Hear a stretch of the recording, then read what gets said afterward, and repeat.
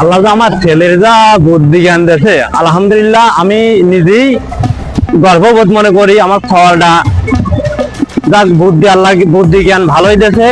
আমার বুদ্ধি জ্ঞান দেয়াতি যাই হোক, আমার মনে হয় আল্লাহ মনে হয় আমার সুখেই রাখবেনি।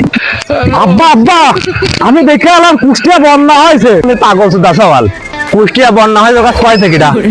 তুই তুই তুই খালি আজে বাজে কথা কইস। আমি তোর একদিন মনে কথা আমি ভালো, আমি মানুষের সাথে গর্ববোধ মনে করি যে আমার ফলটা আল্লাহ বুদ্ধি জ্ঞান ভালোই দিয়েছে। কুষ্টিয়া বন্যা হলে পারে ঢাকা শহরে মিনিমাম 20 তলা ডোবা লাগবে, তারপরে কুষ্টিয়া বন্যা হবে। পাগল সুদা সওয়াল পাল। আমি তোরা একদিন ভালোই মনে করতাম যে আমার ফলটা আমি যাই হোক একটু মানুষের মতো মানুষ করতে পারতেছি। আমি আমার খালাতো ভাই তার বুনির মিয়া বন্যা হয়েছে কুষ্টিয়া হাসপাতালে, আমি সেই কথা বললাম আব্বার কাছে।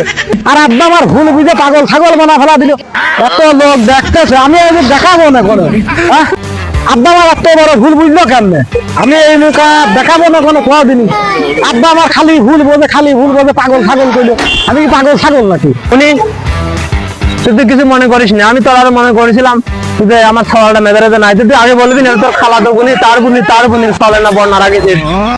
তুমি তো আমার কথা না শুনে তুমি তো হকমক করে গেলে যে কুষ্টিয়া জেলায় বন্যা কেমন হবে। কুষ্টিয়া জেলা কি বন্যা হওয়ার কোনো দেশ নাই? আমিও তো জানি, আমি তোমার ফল, আমি কি তোমার মানে পাগল নাই? আচ্ছা তুই মানে কিছু মনে করিস না। আসলে বিষয়টা হচ্ছে কি যে আসলে আমাদের কুষ্টিয়া জেলা বন্যা হওয়ার দেশ না, যার কারণে আমি আমার ছেলেকে আমি গালিগালাজ করেছি।